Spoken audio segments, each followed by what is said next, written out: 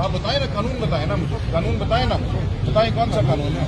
Election act खोल लेना, कौन सा है, कौन सा? मैं इश्तेहारी हूँ, फिर क्या किसकी बात कर रहे हैं?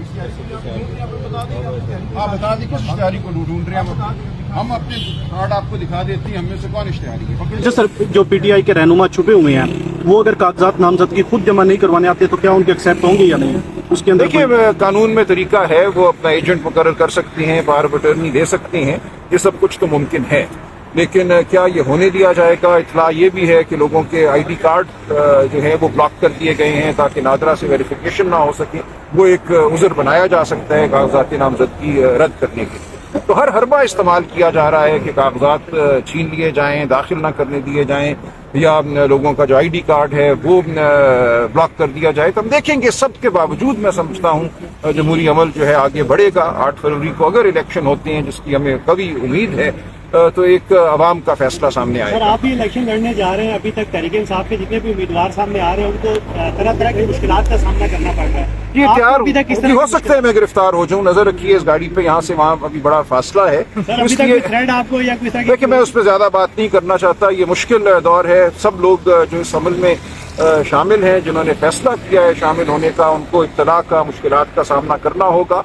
और जो कोई भी इस अमल में पढ़ना चाहता है, सोच समझ के उसको इस अमल में पढ़ना चाहिए। अच्छा सर, वकला की जानिब से जो तहफ़्फ़ुज़ात का इज़हार किया जा रहा है और चीफ इलेक्शन कमीशन से मुस्ताफ़ी होने का मुतालबा कर रहे हैं, वो गलत मुतालबा था। और मेरा ख्याल है वो वकला जिन्होंने मुतालबा किया था वो अपनी तंजीमों की नुमाइंदगी भी नहीं कर रहे थे, ये उनकी ज़ाती राय थी। और उन्होंने इस मामले से मैं समझता हूँ किसी हद तक किनाराकशी की है। लेकिन ये एक तशवीशनाक बात थी, क्योंकि जिन वकला ने ये मुतालबा किया उन सब की सियासी वाबस्तगी हमें मालूम है, उन सब का ताल्लुक एक ही सियासी जमात से है। और उनका ये मुतालबा करना एक इंतहाई तशवीशनाक बात थी कि क्या वो सियासी जमात इलेक्शन से फरार चाहती है। देखिए, फर्क जरूर पड़ता है, इसीलिए ये एक कोशिश है कि सिंबल ना दिया जाए। जो अवाम जिस सिंबल से मानूस है उस सिंबल को महफ कर दिया जाए। बिल्कुल फर्क पड़ता है, लेकिन इसके बावजूद मैं समझता हूँ अवाम शऊर रखते हैं और एक जिम्मेदारी बढ़ जाती है मीडिया की कि अवाम को बताए कि किसका क्या सिंबल है।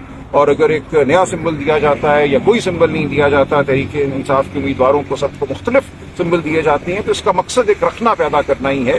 लेकिन बाहर रखनों के बावजूद ये अमल आगे हमें बढ़ाना है, हमें आइन और कानून और जमहूरियत से जुड़े रहना। अच्छा सर, जो बलोचों पे रात सर वाटर कैनन का इस्तेमाल किया गया, बलोच मार्च कर रहे हैं, उनके साथ जो किया गया, इस हवाले से आप क्या कहेंगे? मैं समझता हूँ एहतजाज करना हर एक का हक है, और एक पुरअमन एहतजाज में तशद्दुद जो है किसी भी नौइयत का वो काबिल कबूल नहीं है।